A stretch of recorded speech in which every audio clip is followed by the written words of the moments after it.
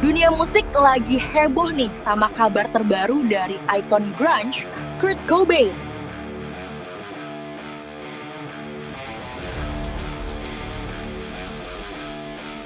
Ada laporan forensik independen yang bantah hasil resmi tahun 94. Tim ahli nemuin bukti kalau kadar zat kimia di tubuhnya itu ekstrim banget. Saking tingginya, jadi ragu kalau ia bisa melakukan tindakan itu sendiri. Ini munculin dugaan kalau Kurt sebenarnya udah lumpuh sebelum kejadiannya. Analisis jaringan tubuhnya nunjukin adanya reaksi fatal yang gak wajar. Hal ini beda banget sama narasi tragedi yang selama ini kita percaya. Mantan kapten polisi Seattle bahkan sekarang mulai bersuara lantang. Ia bilang ada bukti fisik di lokasi kejadian yang selama ini ditutup-tutupi. Banyak yang yakin kalau penyelidikan awalnya itu dilakuin terburu-buru. Meski bukti baru mencuat, pihak berwajib masih enggan dituntaskan kasus ini. Semoga akan ada titik terang yang mengungkap kebenaran kasus sang ikon.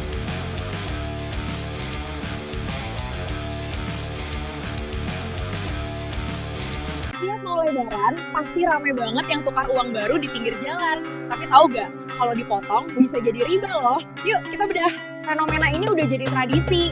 Kita maunya praktis, males antre di bank, jadi tukar di jalan aja. Tapi ini aman gak sih? Dalam Islam, tukar uang sejenis itu ukurannya harus sama. 1 juta, ya harus 1 juta. Gak boleh lebih, gak boleh kurang. Nah, kalau kamu tukar 1 juta, tapi cuma terima 900.000, selisihnya itu bisa masuk kategori riba fadal. Riba fadal itu adalah kelebihan dari pertukaran barang ribawi yang jenisnya sama. Simpelnya, uang dibeli pakai uang. Tapi, ada pandangan lain nih. Beberapa ulama melihat ini bukan sebagai jual beli uang. Mereka menyebutnya sebagai ujroh atau upah jasa. Jadi yang kita bayar itu bukan uangnya, tapi jasa orangnya. Tapi ingat ya, akadnya harus jelas. Niatkan untuk bayar jasa, bukan untuk tukar uang dengan nilai beda. Biar makin aman dan hati tenang, sangat disarankan tukar di bank resmi atau kas keliling BI. Kalau terpaksa di jalan, pisahkan transaksinya.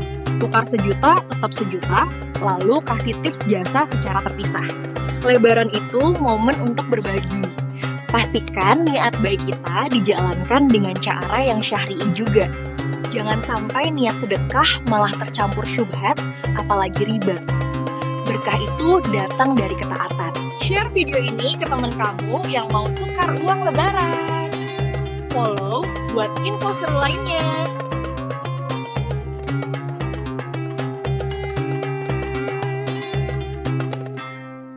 Pernah gak sih lagi asik sendirian, tiba-tiba merinding? Jangan panik dulu, ini bukan horor kok. Nama kerennya, pillow erection. Ini cara otak kita ngerespon sesuatu yang bikin kaget atau emosional banget. Bukan karena ada sesuatu yang lewat atau teringat mantan yang pahit ya. Secara sains, ini ada penjelasannya. Saat kamu ngerasa terancam, otak langsung ngelepasin adrenalin, hormon yang bikin tubuh kamu masuk mode siaga. Adrenalin ini narik otot-otot kecil di bawah pori-pori kamu. Makanya, bulu rambut kamu jadi tegak berdiri kayak antena. Ini insting purba. Dulu, tujuannya biar kita kelihatan lebih gede dan serem di depan musuh. Persis kayak kucing yang lagi marah. Jadi kalau merinding di tempat serem, itu tubuhmu lagi bilang, waspada bos, siapa tahu ada cicak jatuh atau kecoa terbang. Intinya, merinding itu tanda tubuhmu berfungsi normal. Mau karena musik enak atau lagi takut, dinikmatin aja sensasinya. Gimana? Pernah merinding karena hal paling aneh apa? Tulis di kolom komentar ya. Tahu nggak kalau bau badan tiap orang itu beda? Ternyata aroma tubuh kita itu unik banget, kayak sidik jari. Gak ada orang yang baunya sama persis di dunia ini. Faktanya, keringat murni itu sebenarnya gak berbau. Bau itu baru muncul pas keringat ketemu sama jutaan bakteri yang emang nongkrong di kulit kamu. Anggap aja bakteri di kulit itu koki, dan keringat kamu itu bahan makanannya. Si koki ini mecah protein di keringat. Tapi kenapa masakannya beda? Pertama, genetik. Di tubuh kita ada yang namanya HLA. Itu nentuin aroma dasar kamu. Kedua, apa yang kamu makan? Hobi makan bawang putih atau rempah kari yang kuat, baunya bakal keluar lagi lewat pori-pori dan nempel berhari-hari. Ketiga, stres. Tahu gak? Keringat pas lagi panik itu beda sama keringat olahraga. Keringat stres lebih kental dan ini makanan favorit premium buat bakteri penyebab bau. Jadi intinya, bau badan kamu itu hasil kolaborasi rumit antara genetik, jenis bakteri di kulit, sama apa yang kamu makan hari ini. Kompleks kan ternyata. Jangan lupa subscribe, follow, dan share ke teman kamu yang baunya khas banget ya. Kalau kamu tim yang gampang bau badan atau yang aman-aman aja nih, coba komen di bawah.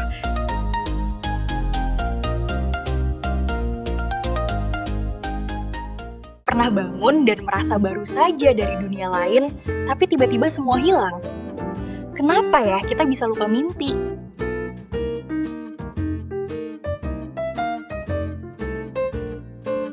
Secara sains, saat fase tidur REM, otak kita kekurangan hormon norepinefrin yang bertugas mengunci memori jangka panjang. Ditambah lagi, bagian lobus frontal yang mengatur logika sedang beristirahat. Jadi, mimpi dianggap sebagai informasi yang tidak penting. Begitu terbangun, sensori kita langsung fokus ke dunia nyata. Gangguan kecil seperti alam sudah cukup menghapus sisa memori mimpi. Tapi di balik sains, ada mitos menarik. Konon, lupa mimpi adalah cara alam semesta menarik kembali pesan yang belum saatnya kita tahu. Beberapa budaya percaya saat bangun mendadak, jiwa kita belum mendarat sempurna ke raga untuk mentransfer memori perjalanan tersebut. Kalau kamu lebih percaya sains atau mitosnya?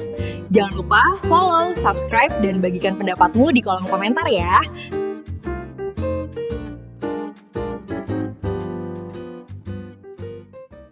Pernahkah kamu bertanya-tanya, kenapa rasa air mata kita itu selalu asin?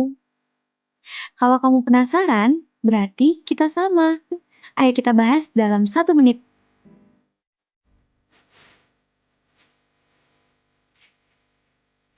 Ternyata, air mata kita mengandung elektrolit, dan yang paling dominan adalah garam.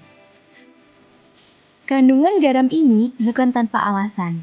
Fungsinya sangat vital untuk kesehatan mata.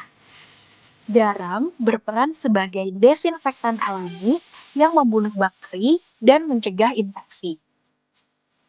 Selain itu, rasa asin ini membantu menjaga keseimbangan cairan agar mata tetap lembab. Tanpa garam, air di mata kita akan cepat menguap dan membuat mata menjadi kering. Jadi, setiap kali kamu menangis, tubuhmu sebenarnya sedang bekerja melindungi penglihatanmu. Itulah alasan dibalik rasa asin yang muncul secara alami dari kelenjar lakrimal. Fakta unik kan? Tag teman kamu yang baru tahu soal rahasia air mata ini. Kenapa ya anak sekarang demen banget sama karakter aneh? Jangan di skip. Ayo kita bahas dalam 1 menit.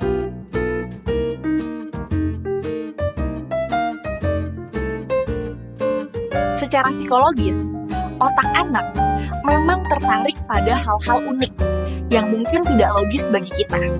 Inilah rasa penasaran terhadap anomali, sesuatu yang melanggar hukum alam yang mereka tahu. Namun, tren anomali yang berlebihan bisa membawa dampak buruk untuk tumbuh kembang mereka. Paparan terus-menerus dapat menyebabkan desensitisasi atau hilangnya rasa empati pada anak. Mereka jadi sulit membedakan mana bahaya yang nyata dan mana hiburan yang hanya tontonan. Kita harus tetap memantau konten yang mereka lihat agar imajinasi mereka tetap positif dan sehat. Share video ini dan komen anomali untuk part 2.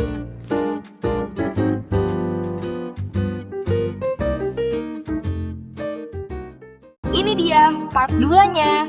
Kalau sudah terlanjur, gimana?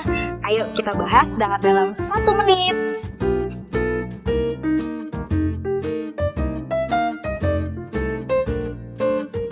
Jangan langsung dilarang ya.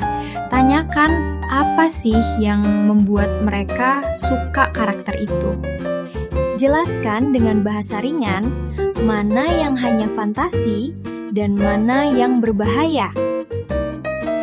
Selalu dampingi anak saat mereka menonton agar kita bisa memfilter kontennya.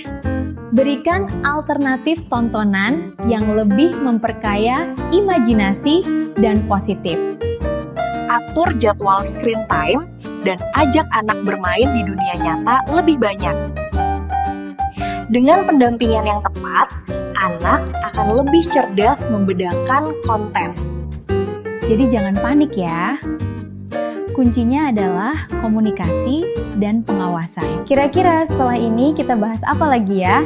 Share video ini biar semua orang tahu.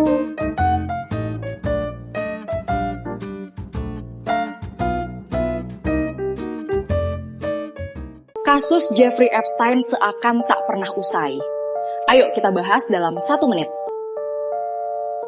Seorang guru matematika yang berubah jadi raja uang, membangun jejaring elit global yang tak tersentuh. Di balik kemewahan, ada operasi piramida gelap. Merekrut gadis di bawah umur untuk melayani nafsu penguasa. 2008 adalah bukti kegagalan hukum. Ia dapat kekebalan yang melindungi seluruh rekan konspiratornya. Pulau Little Saint James, tempat di mana privasi menjadi tameng untuk kejahatan yang tak terbayangkan akal sehat. Saat dunia mulai membuka mata pada 2019, harapan akan keadilan akhirnya muncul. Tapi sebelum dia bisa berbicara, kamera mati, penjaga tertidur, dan saksi kunci ditemukan tewas.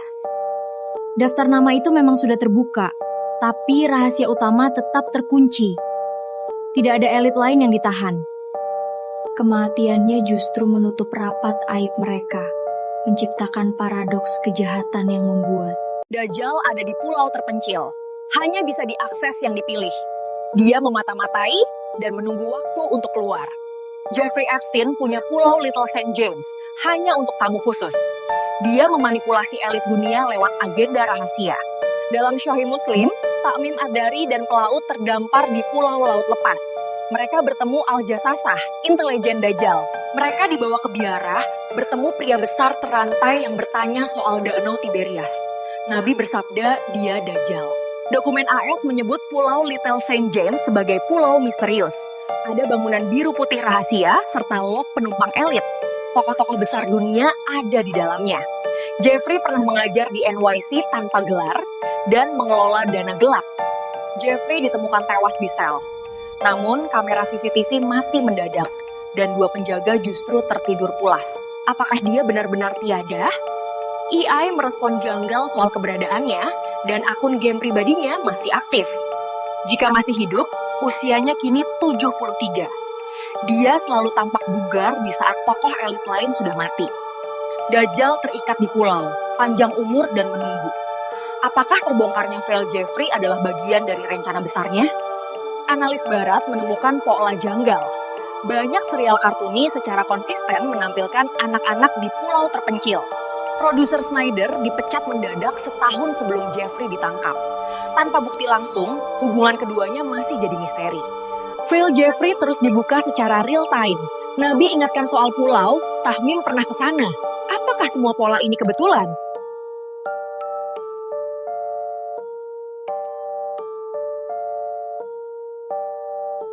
Pernah dengar nama Baal? Ternyata perjalanan kabrirnya di luar dugaan. Ayo kita bahas dalam 1 menit.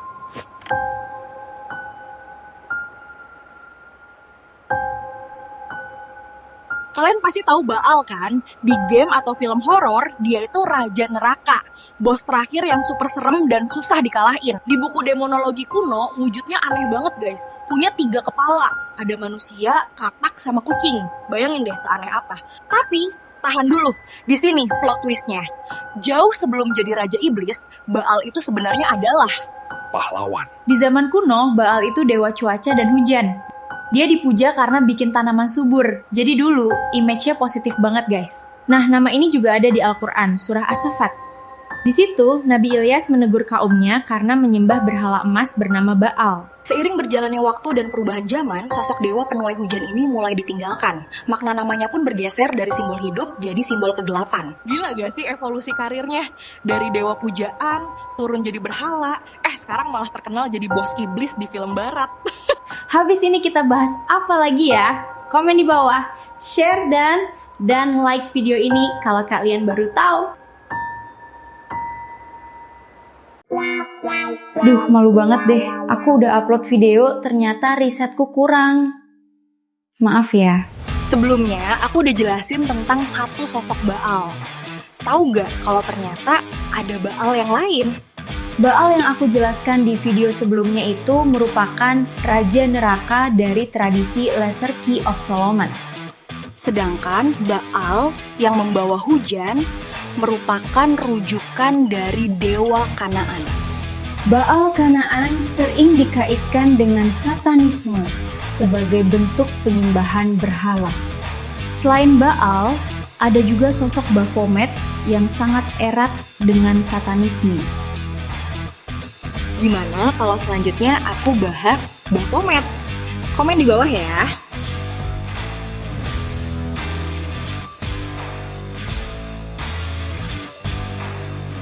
Pada umumnya, orang kampanye itu biar dipilih. Tapi manusia satu ini justru mohon-mohon biar nggak dipilih. Kenalin, Fenris. Dia adalah legenda black metal dari band Darkthrone, asal Norwegia. Sosok paling unik di skena. Namanya viral lagi di kalangan musisi underground. Bukan karena lagu baru, tapi karena politik. Demi menghindar jadi dewan kota, dia pasang foto lagi gendong kucing. Namanya Nuti. Sangat ikonik. Di bawah foto itu, dia nulis kalimat singkat, "Please, don't vote for me." Tapi, warga Norwegia memang agak lain seleranya. Mereka justru melihat itu sebagai kejujuran. Hasilnya, dia malah menang mutlak. Fenris terpilih jadi pejabat dewan. Meskipun dia sangat ogah. Kok kayak gak asing ya? Kayak pernah denger gak niat jadi dewan, malah menang telak. Banyak yang kira dia bakal cuek atau nggak kerja. Fenris berhasil lolosin anggaran buat renovasi gudang-gudang tua. Buat apa? Buat studio latihan gratis. Studio ini khusus buat anak-anak punk dan metal remaja di kotanya, supaya mereka punya tempat berekspresi. Filosofinya simple, lebih baik mereka bising di studio daripada mereka rusuh di jalanan kota. Ini bukti kalau orang underground itu punya cara tersendiri buat peduli sama lingkungan dan komunitas. Meski jadi pejabat, dia tetap nggak mau pakai jas. Dia tetap datang rapat, pakai kaos band usangnya. Fenris itu ikon buat kita yang mau jujur jadi diri sendiri. Meski di tempat yang paling formal sekalipun. Gimana? Kalau di Indonesia ada yang begini, kalian bakal pilih nggak? Komen di bawah ya. Kalian tahu nggak Baphomet yang dianggap simbol setan ini sebenarnya berawal dari fitnah politik? Yuk, bedah sejarahnya. Semua dimulai tahun 1307. Raja Philip yang adil punya utang besar ke Templar dan mau ngehancurin mereka. Raja Philip nuduh Templar ritual sesat dan nyembah berhala Baphomet. Nama ini muncul di catatan sidang sebagai bukti palsu. Faktanya, Baphomet itu salah eja Mahomet alias Muhammad dalam dialek Prancis kuno. Inilah kunci fitnahnya. Kenapa Mahomet? Karena dulu orang Eropa salah paham ideologi. Nuduh Templar nyembah Mahomet bikin mereka dibenci gereja. Terus kok gambarnya kambing? Visual ini baru dibuat tahun 1854 sebagai simbol filsafat alam. Tapi karena bentuknya bertanduk, masyarakat jadi salah sangka. Makna filsafatnya hilang, diganti ketakutan soal iblis. Tahun 1960-an, gereja setan resmi memakai logo ini. Sejak itu, Baphomet permanen jadi ikon satanisme. Baphomet itu korban rebranding sejarah. Menarik kan? Kasih saran di kolom komentar, bahas misteri apa lagi?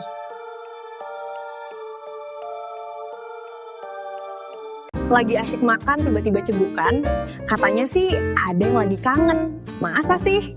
Yuk bedah fakta medisnya. Dalam dunia medis, cegukan disebut singultus. Ini kontraksi otot yang tidak disengaja. Jadi bukan mistis ya. Semua berasal dari diafragma. Otot berbentuk kubah di bawah paru-paru. Fungsinya untuk mengatur napas kita. Saat otot ini tegang, udara masuk cepat dan pita suara menutup. Muncullah bunyi hik. Pemicunya banyak.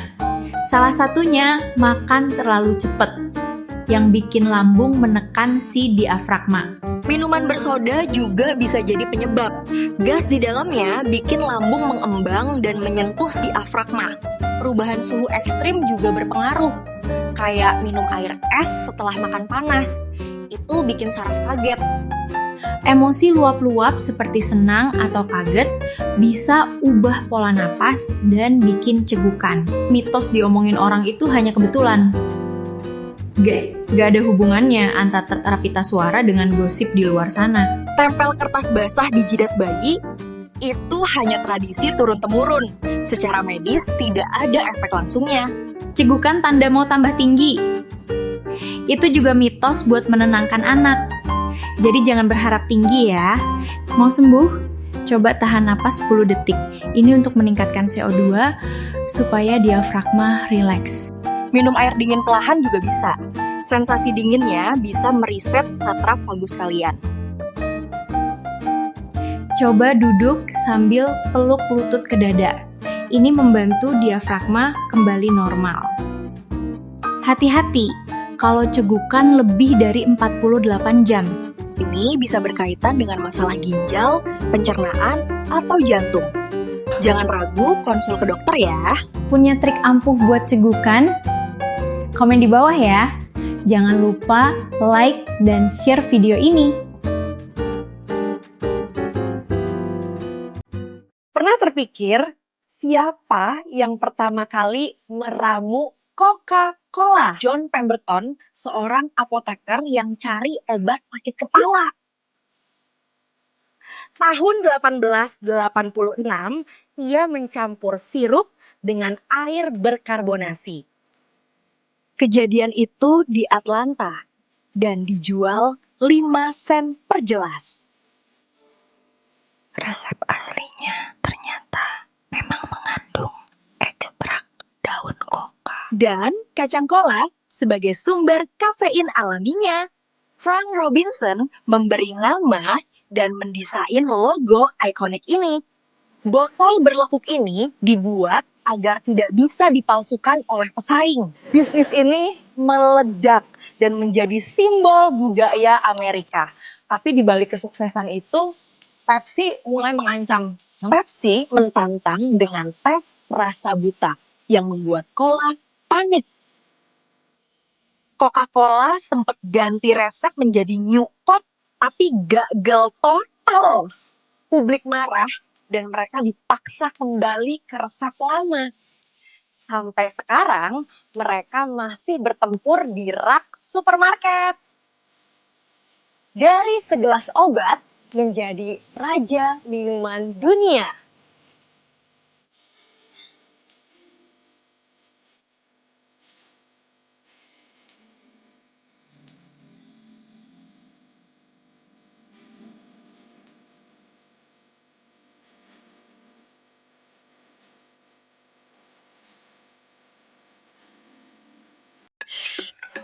Kamu tahu gak?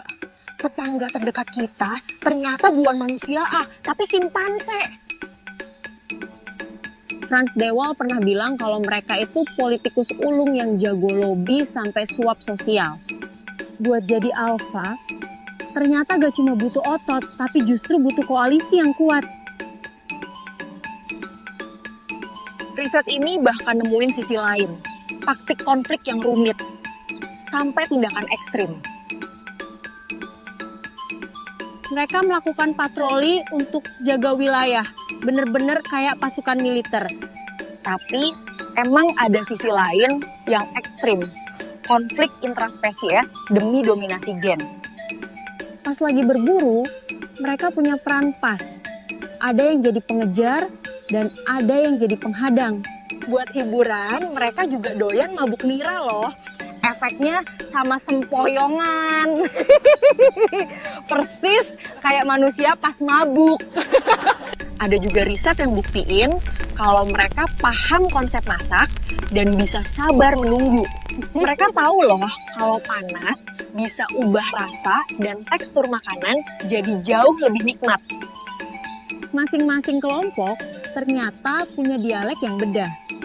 Cathy Slocum bilang, ini bentuk budaya mereka. Pas lagi sakit, mereka bakal cari herbal khusus buat obatin parasit di tubuh mereka. Beberapa kelompok ada yang bisa mengasah ranting untuk berburu dan menggunakan palu dari batu. Habis berantem panas, mereka bakal pelukan sebagai cara untuk berdamai.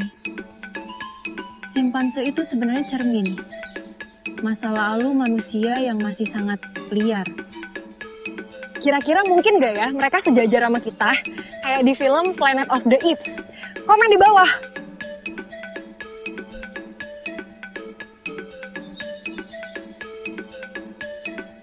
Hati-hati kalau ngetik, jangan sampai typo. Typo bisa berdampak besar untuk dunia. Kamu mungkin merasa typo itu sepele. Faktanya, ada typo yang sampai berdampak ke hampir seluruh manusia. Meski berawal dari kesalahan pengetikan, typo yang ini bahkan sampai dijadikan kata kerja di kamus Oxford. Kira-kira kamu udah tahu kata apa ini? Atau jangan-jangan malah belum tahu? Kata itu adalah Google, alat pencari informasi yang didirikan Larry Page dan Sergey Brin. Sebelumnya, nama mesin pencari ini adalah Backrub. Namun, karena dirasa katrok, mereka mutusin mengganti namanya. Pada tahun 1997, saat mereka sedang diskusi, salah satu teman mereka, Sean Anderson, mengusulkan nama baru yaitu Google. Google itu istilah matematika untuk 10 pangkat 100. Pasti banyak banget deh angkanya. Kerennya lagi, istilah ini diciptakan oleh anak 9 tahun di tahun 1920. Tapi entah sial atau untung, mereka typo saat mendaftarkan nama domain. Cuma karena Larry Page ngerasa ini lebih bagus, jadi gak dikoreksi. Typo ini juga berlanjut sampai urusan duit loh. Jadi ada investor yang ngasih cek ke mereka sebesar $100.000 atas nama Google Inca. Saat itu perusahaan Google Inca kan belum ada. Jadi terpaksa mereka harus urus biar uangnya cair. Gak cuma sampai situ. Di tahun 2006, kata Google resmi dijadikan kata kerja di kamus Oxford. Gila kan? Sebuah kesalahan yang dampaknya gede banget. Bahkan kita malah suka pakai kata typo itu buat nyari informasi. Kalau kamu suka typo gak pas chat sama gebetan, like dan share video ini kalau kamu baru tahu. Jadi, dulu kecil, sekarang kok besar? Jangan ngekik dulu. Ini soal skala dunia. Dalam hadis sahih, Nabi Adam itu tingginya 60 hasta. Itu sekitar 30 meter. 30 meter itu setinggi gedung 10 lantai. Kita sekarang cuma seukuran jempol mereka.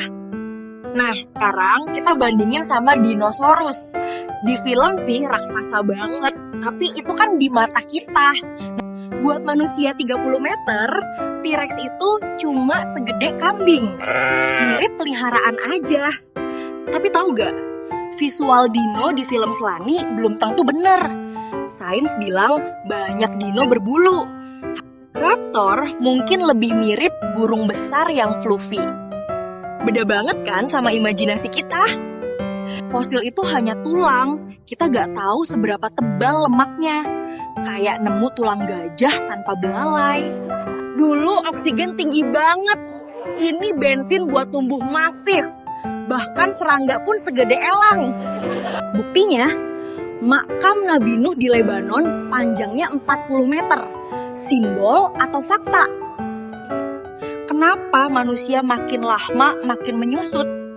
Kenapa kita gak tetap jadi raksasa aja? Secara fisika, tubuh raksasa bakal berat banget. Jantung bakal susah mompa darahnya ke seluruh tubuh. Tubuh besar itu boros energi. Manusia kecil lebih adaptif dan hemat saat sumber daya berubah. ada teori kalau gunung itu sisa pohon purba. Walau geologi bilang batuan, tapi mirip banget. Kalau manusianya 30 meter, buah-buahan mungkin sebesar rumah. Puas banget pas makan. Jadi dunia sebenarnya gak membesar. Kitanya aja yang mengecil, makanya semua terlihat raksasa.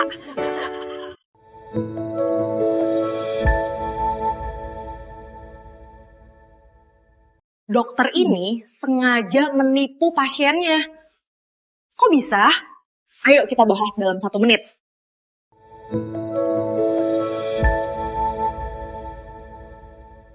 Ini bukan malpraktik jahat, tapi salah satu eksperimen medis paling gila yang pernah dilakukan manusia. Tahun 2002, Dr. Bruce Moseley mencoba membuktikan sesuatu yang mustahil tentang lutut manusia. Ada 180 pasien. Setengah dioperasi beneran, setengahnya lagi cuma dikasih sayatan tipis. It's very important for the patients not to know which treatment that they have. And they're always trying to look for clues. You know, they're always trying to get you to tell them.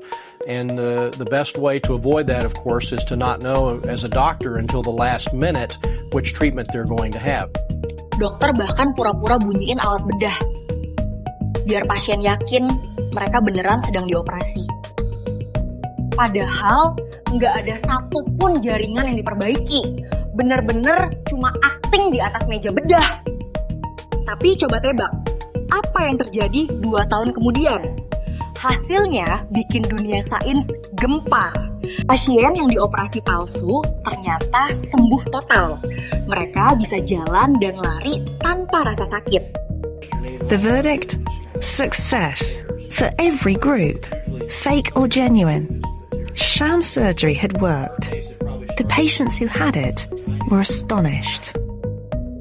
The response ranged from, "You got to be kidding me, I can't believe it," bewilderment, "There must be a mistake," because they all felt so strongly that something had happened to change what was going on inside their knee. Tapi ingat, eksperimen ini langsung dihentikan karena alasan kode etik medis yang sangat ketat. Operasi nyata tetap penting untuk kasus fatal. Dokter tidak boleh berbohong hanya untuk efek semu. Inilah bukti nyata placebo effect.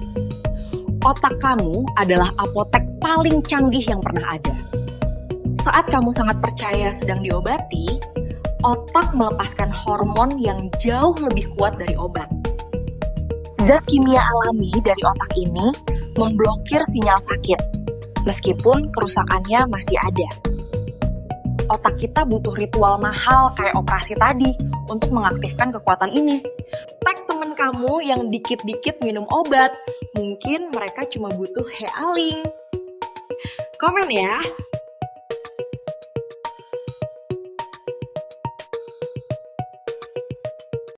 Kenapa Imlek identik dengan warna merah?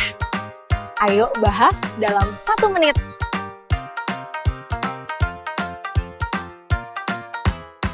Ternyata ini bukan sekadar hiasan estetik loh. Semua bermula dari legenda monster Nian yang muncul setiap akhir tahun untuk memangsa. Nian takut suara gaduh, cahaya terang, dan warna merah yang menyala. Secara historis, akarnya bisa ditelusuri sampai ke era dinasti Shang ribuan tahun lalu. Awalnya ini adalah ritual syukur para petani atas hasil panen yang melimpah. Baru di dinasti Han, tanggal Imlek dipatenkan lewat kalender Taichu yang kita tahu sekarang. Dulu, ucapan Gongxi itu bentuk syukur karena selamat dari gangguan monster tahun lalu. Lalu tambahan Facai populer kemudian sebagai doa untuk kemakmuran dan rejeki. Di Indonesia, sejarah Imlek punya perjalanan yang sangat emosional. Selama puluhan tahun, perayaan ini sempat dibatasi dan hanya boleh di dalam rumah. Tahun 2000, Gus Dur hadir membawa perubahan besar bagi keberagaman kita. Sejak itu, Imlek resmi menjadi bagian dari kekayaan budaya nasional kita. Inti dari Imlek adalah reunion, momen sakral berkumpulnya seluruh keluarga. Setiap sajian punya simbol, mulai dari harapan manis sampai rejeki yang berlapis. Semoga tahun ini membawa makmur untuk kita. Gongsi, pacai semuanya.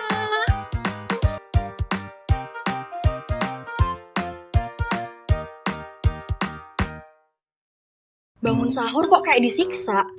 Mata berat, nyawa belum kumpul. Demi apapun, males banget. Tenang, itu bukan karena kamu pemalas kok. Otakmu lagi kena. Sleep inertia. Ibarat HP lagi lobet, terus dipaksa booting. Lemotnya minta ampun kan? Rahasianya tuh, ada di siklus tidur 90 menit. Ingat ya, 90 menit. Kita punya fase tidur ringan. Pas disinilah, bangun tuh rasanya enak banget. Tapi kalau kamu dipaksa bangun pas lagi nikmatnya deep sleep, pasti keliengan seharian. Triknya, pasang alarm di kelipatan 90 menit. Simple tapi ampuh. Contoh nih, kamu tidur jam 10 malam. Berarti bangun jam 1, itu pas. Atau bangun jam 2 pagi. Pas banget buat masak sahur. Tanpa mata sembab. Ingat, bikin ritmenya konsisten. Biar tubuhmu gak bingung. Ini jam bangun atau jam tidur. Terus, taruh HP jauh-jauh. Biar gak godaan mencet snooze dengan mata merem. Pas bangun, langsung terangin kamar. Cahaya itu sinyal, woi bangun. Buat otakmu, sahur jadi lebih santai, gak keburu-buru. Dan pastinya lebih seger seharian. Cobain deh malam ini, hitung-hitung latihan. Tag temenmu yang tidurnya kayak kebo ya. Kenapa hari pertama puasa rasanya lama banget? Rasanya kayak matahari lagi ngeprank kita. Padahal jamnya sama aja, gak ada yang berubah. Ayo kita bahas dalam 1 menit.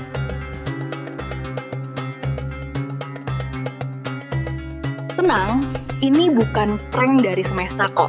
Secara sains, ini namanya oddball effect.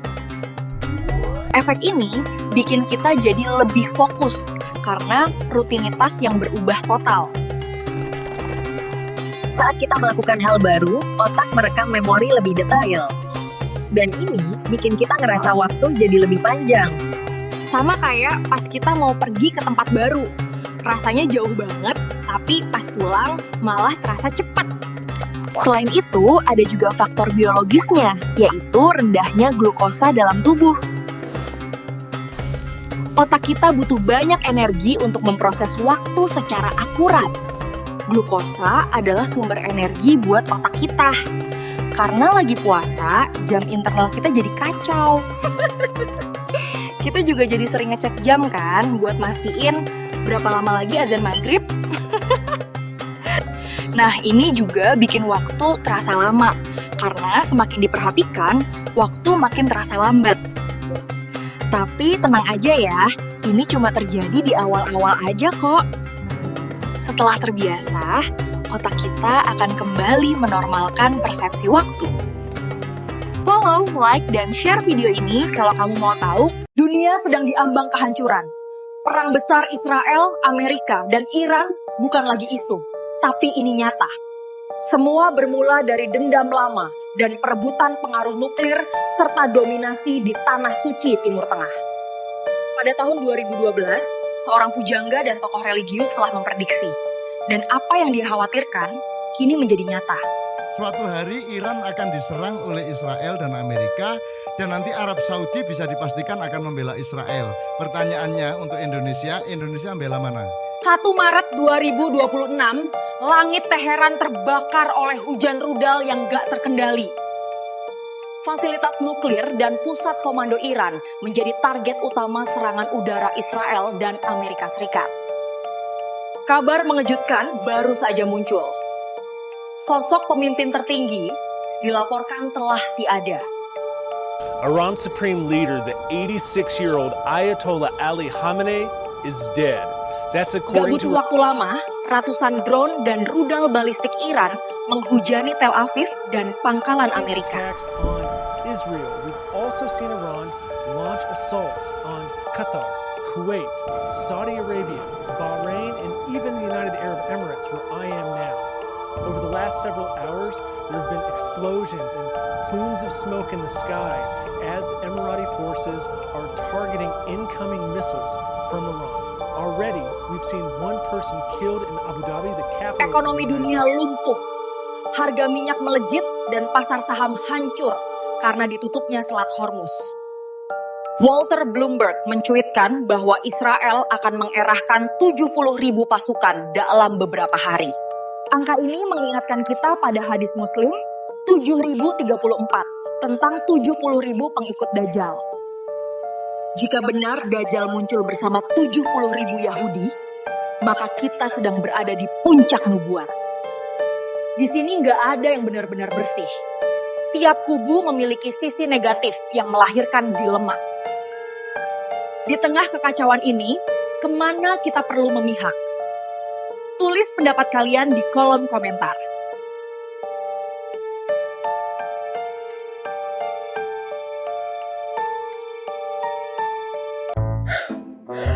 Kalian habis sahur langsung tidur? Pas bangun, mulut kalian mendadak jadi senjata kimia. Biang keladinya adalah kondisi mulut kamu yang kering, atau biasa disebut xerostomia. Saat tidur, produksi liur berkurang, bikin bakteri berpesta di mulut kamu.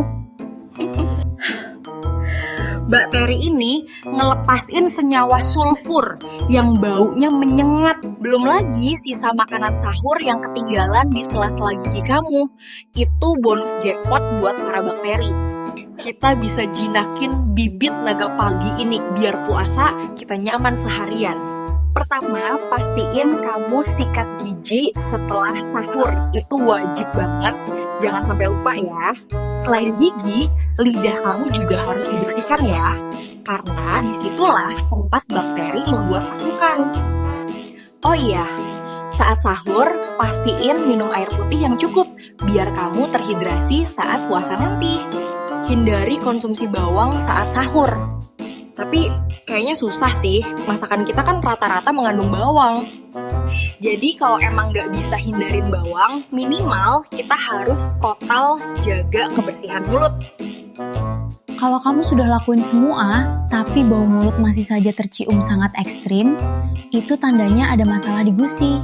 Kalau udah begini, kamu perlu ke dokter gigi untuk cek apakah ada gigi yang berlubang atau gusi yang bermasalah. Jadi gimana? Udah siap jinakin bau mulutmu? Atau kamu lebih pilih jadi senjata kimia pengganggu puasa?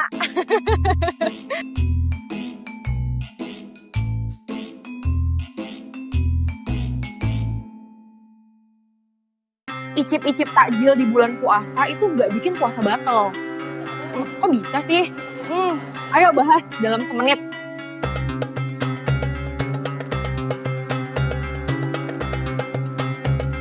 Saat puasa, pasti kita pengen kan berbuka dengan takjil yang jos gandos. Dari siang udah kebayang manis dan segernya es buah serta gurihnya gorengan. Apalagi hasil buatan dapur sendiri. Tapi pas beduk, semua hasil masakan kita rasanya kacau. Ujung-ujungnya malah repot benerin rasa takjil. Karena pas bikin, kita cuma asal masukin bahan aja. Mau icip rasa, takut puasa batal. Padahal boleh kok icip-icip saat proses masak. Asal jangan ditelan ya. Ada dasar fikihnya yang disampaikan oleh Ibnu Abbas radhiyallahu anhu tentang mencicipi saat berpuasa. Beliau berkata, tidak mengapa seseorang yang berpuasa mencicipi cuka atau sesuatu asalkan tidak tertelan. Dalam kitab Al-Majmu' Syarah Muhadzab juga dijelaskan bahwa icip makanan itu diperbolehkan untuk juru masak. Hukumnya makruh jika tanpa keperluan mendesak, dan mubah jika ada keperluan seperti memuaskan rasa masakan untuk orang lain. Tapi pastiin ya, kamu icip pakai ujung lidah aja, rasain sebentar, lalu lepeh. Jangan ditelan. Apalagi kalau ngicipnya semangkuk. Itu sih namanya emang modus jahat buat mokal aja.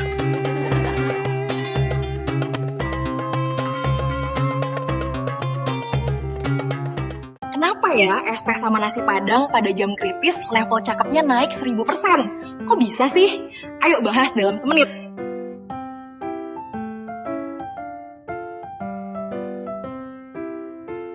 Coba lihat butiran air di gelas ini. Di jam 1 siang ini, bukan cuma minuman, tapi harapan. Warna coklatnya kok bisa ya terlihat lebih estetik dibanding biasanya? Terus lihat nasi padang ini. Kuah gulainya seakan punya daya tarik magnet yang kuat. Secara psikologis ini disebut scarcity effect. Sesuatu yang ditunda jadi lebih berharga. Otak kita otomatis membesarkan sinyal lapar dan haus sebagai bentuk pertahanan. Efeknya, visual makanan seolah berubah jadi lebih HD dan menggiurkan. Tapi ya, jangan dijadikan alasan buat makan kenyang di jam 2 siang. Tag temen kamu yang gampang lapar lihat es teh. Follow buat konten seru lainnya ya.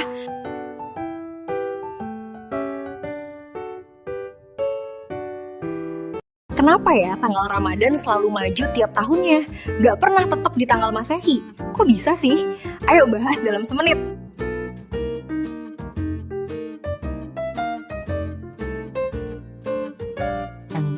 Alasannya, karena kalender Islam atau Hijriah itu berpatokan sepenuhnya pada peredaran bulan. Kalender Masehi yang kita pakai sehari-hari itu dasarnya Syamsiah, yang berpatokan pada matahari. Sedangkan kalender Hijriah hanya punya 354 hari dalam satu tahun. Satu bulan dalam kalender Islam rata-rata hanya 29,5 hari saja.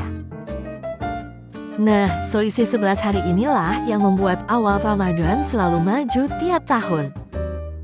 Dan karena terus bergeser Ramadan, jadi tidak pernah terkunci di musim yang sama secara tetap. Ini sebenarnya sangat adil, karena umat muslim bisa merasakan puasa di musim berbeda. Kadang puasa di musim dingin yang siangnya pendek, tapi di tahun lain musim panas yang panjang.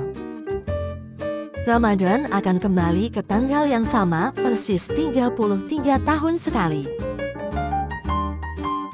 Itulah kenapa metode ruqyat atau melihat hilal sangat penting untuk penentuan bulan suci. Pergeseran ini membuktikan dinamisnya sistem waktu yang diatur oleh alam.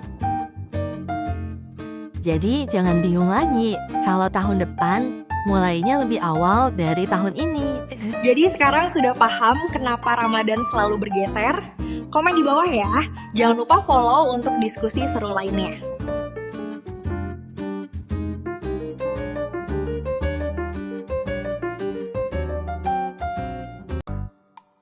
Pernah gak kalian denger lagu yang mirip sama lagu lainnya?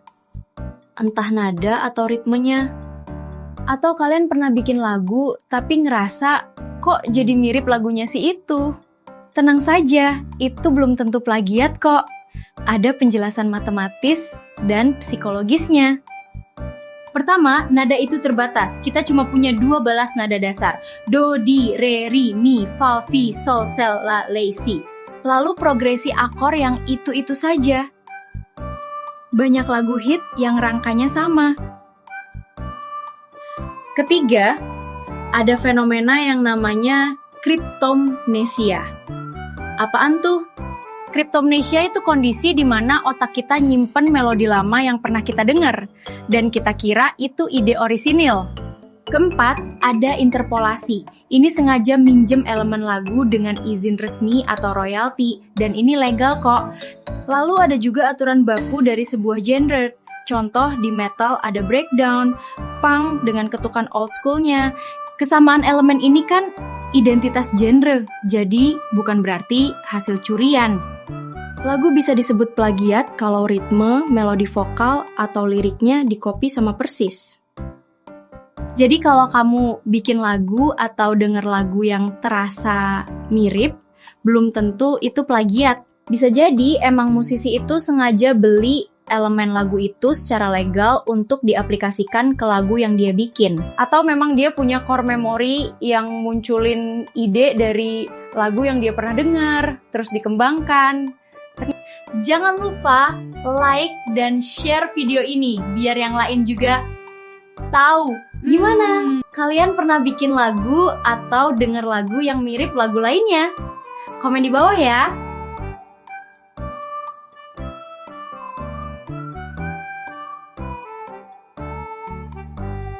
Disclaimer ya, ini hasil obrolanku sama IE. Tapi setelah didiskusiin, kok rasanya relate banget. Kita mungkin pernah dengar beberapa hadis sahih tentang hari akhir dan fenomena yang disebut di sana. Kayak membuat tentang zaman di mana fitnah akan masuk ke setiap rumah tanpa ada yang bisa menghindar. Serta zaman yang mendekat, di mana 1 tahun rasanya seperti 1 bulan dan sehari terasa sekejap. Dulu mungkin terdengar nggak masuk akal kan? Tapi gimana kalau kita analogiin dengan teknologi masa kini? Fitnah di sini artinya ujian mental. Bisa jadi itu algoritma yang bikin kita ngikutin standar hidup yang semu. Tren ini membawa perdebatan ke rumah, memecah kedamaian, dan bikin kita lalai pada orang-orang terdekat kita. Bahkan ada hadis tentang paha yang berbicara. Bukanlah itu tempat kita meletakkan smartphone setiap hari? Lalu pasar yang saling berdekatan. Digital marketplace bikin seluruh toko di dunia kumpul dalam satu layar. Tahukah kamu Dajjal muncul saat dunia krisis pangan? 3 tahun kekeringan ekstrim hingga bumi tak lagi menumbuhkan tanaman. Di saat itu, ia datang membawa gunung roti. Apakah ini manipulasi cuaca atau monopoli logistik pangan? Lalu Yakjuj dan Makjuj. Kaum yang muncul dari tiap tempat yang tinggi dan menghabiskan air danau. Gimana kalau ini sifat manusia modern? Keserakahan para elit global yang menghabiskan sumber daya alam tanpa batas.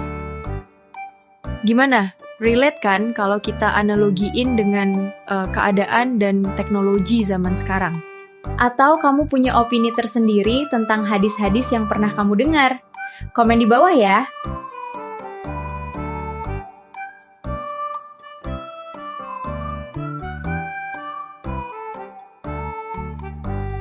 Banyak yang nggak tahu, di balik senyum cerianya selama ini, dia sebenarnya lagi bertahan hidup. Inilah akhir perjalanan seorang pejuang. Maret 2026, sang idola kita akhirnya pulang. Istirahat yang tenang ya. Doa kami selalu menyertaimu. Aku mau kilas balik bentar ke 2008. Nuansa bening langsung bikin semua orang jatuh hati sama suara khasnya dia. Status palsu sampai cinta jangan kau pergi bukan cuma lagu aja, tapi jadi saksi bisu banyak memori kita semua. Coba deh kamu tulis di komen, lagu Vidi mana yang paling bikin kamu ingat masa-masa indah. Aku pengen tahu deh. Piala AMI Awards yang dia dapat itu bener banget. Bukti kalau Vidi emang gak pernah puas buat kasih yang terbaik. Dia juga dikenal sebagai jembatan musisi. Sifatnya yang hangat bikin dia disayang banget sama semua generasi. Tapi di tahun 2019, dunia rasanya berhenti sejenak. Vidi ngasih tahu kalau dia kena kanker ginjal. Meski lagi di titik terendah, dia tetap milih buat tersenyum. Dia nunjukin kalau menjadi cancer warrior itu bukan berarti harus menyerah. Tapi belakangan ini, kondisi fisiknya memang gak bisa bohong. Sakit itu pelan-pelan mulai ngambil energinya dia. Sampai akhirnya di November lalu, dia mutusin buat hiatus total. Fokus utamanya hanya satu, buat sembuh. Meski semua doa udah dipanjatkan, takdir punya rencana lain. Kita semua harus rela melepas sosok perangkul ini. Hidup ngajarin kita kalau setiap napas itu berkat. Dan setiap karya bakal jadi jejak yang gak bakal hilang. Makasih ya, istirahat yang tenang. Karya kamu bakal selalu ada di hati kita semua. Pernah dengar model lagu kayak gini?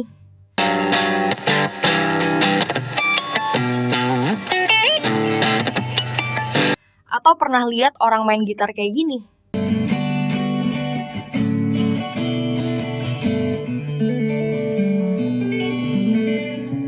Suaranya unik kan? Ini namanya tuning open F mayor 7 khas band Metrock dan Midwest Emo. Tuning gitar ini punya urutan F, A, C, G, C, E. Atau biar gampang kita sebut aja fake C ya. Kalau pakai tuning ini, tanpa kamu pencet pun bunyinya sudah F mayor 7. Dan buat chord lainnya cukup pakai 2 jari aja. Tuning dengan gaya ini memungkinkan kita lebih mudah untuk bikin melodi yang twinkly. Kita bisa bikin melodi di atas senar terbuka yang menghasilkan efek drone yang indah. Kalau kamu ada gitar, coba deh tuning gitar kamu pakai settingan ini. Kamu bisa jamming, cukup pakai 2 jari buat iringin lagu. Contoh, kamu mau main lagu dengan progresi A minor, J, dan F. Kamu gak usah effort, cukup geser dan lepas aja. Buat A minor pencet, senar 6 di fret 4, dan senar 5 di fret 7. Buat chord G cukup pencet senar 6 dan 5 di fret 2. F-nya tinggal lepas semua. Tuning ini juga mempermudah pas main tapping karena intervalnya sudah tersusun harmonis. Kenapa band Midwest Emo sering pakai setelan tuning ini di lagu-lagu mereka? Jawabannya simpel kok. Mereka butuh nada yang ringing pas pindah posisi tangan. Dan ini punya nuansa nostalgia. Tapi tetap aja buat kamu yang biasa pakai tuning standar, mungkin saat beralih ke tuning ini butuh ngeraba dulu. Gimana? Tertarik buat pakai tuning ini? Atau jangan-jangan kalian udah pakai tuning ini di gitar kalian?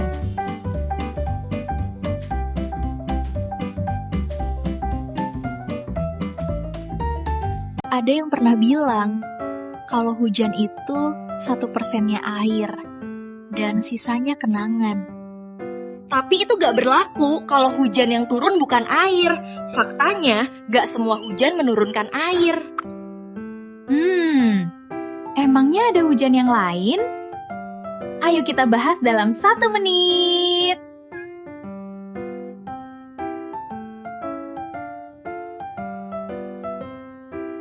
Hujan terbentuk dari evaporasi penguapan air akibat panas matahari, lalu terkondensasi di atmosfer. Tapi gimana kalau yang jatuh bukan air, melainkan katak? Iya, kamu gak salah denger kok. Katak. Pasti terdengar horor, tapi ini beneran terjadi. Bahkan dari zaman Mesir kuno sampai terakhir di tahun 2009 di Jepang. Sebenarnya ini ada penjelasan ilmiahnya loh, walaupun penduduk lokal mengaitkannya ke hal mistis. Kenapa bisa hujan katak? Kita bisa nyalahin puting beliung yang terbentuk di permukaan air. Namanya waterspout. Pusaran itu menyedot air dan hewan di dalamnya dan terbawa ke dalam badai yang tinggi.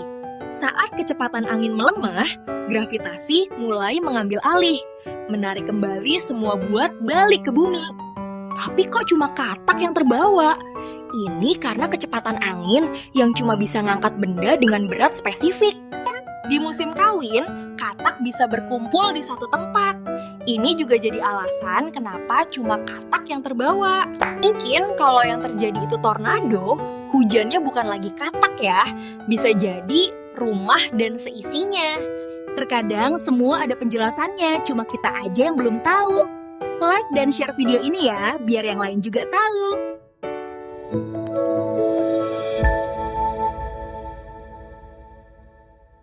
Opa Korea ini pasti bikin meleleh dengan wajah rupawan dan suara yang menawan.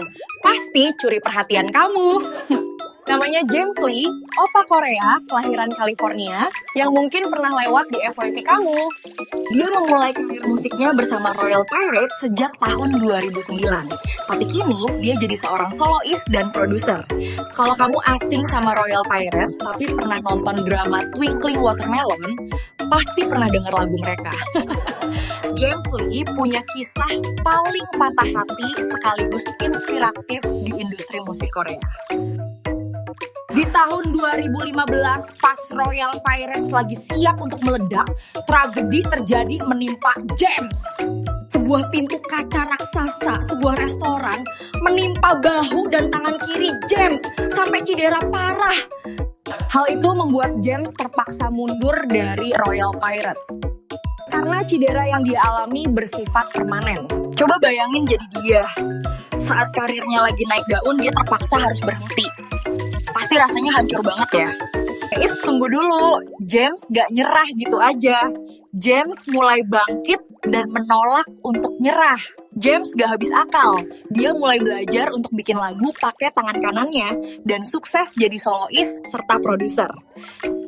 Lagu-lagunya juga terasa lebih dalam dan jujur banget loh. Pada November 2025, dia merilis lagu berjudul Hell bersama Jia Jushen. Dan sumpah keci banget lagunya. Aduh, sorry gue nervous gini kalau bahas opa. Maksudnya tuh catchy banget lagunya. Boleh skip ke scene selanjutnya aja gak sih? Bahkan belum lama ini, dia baru aja rilis lagu baru berjudul Dead Stars. Coba deh kamu dengerin. Dari kisah James, kita bisa belajar untuk gak nyerah sama keadaan. Follow dan share video ini biar yang lain juga tahu.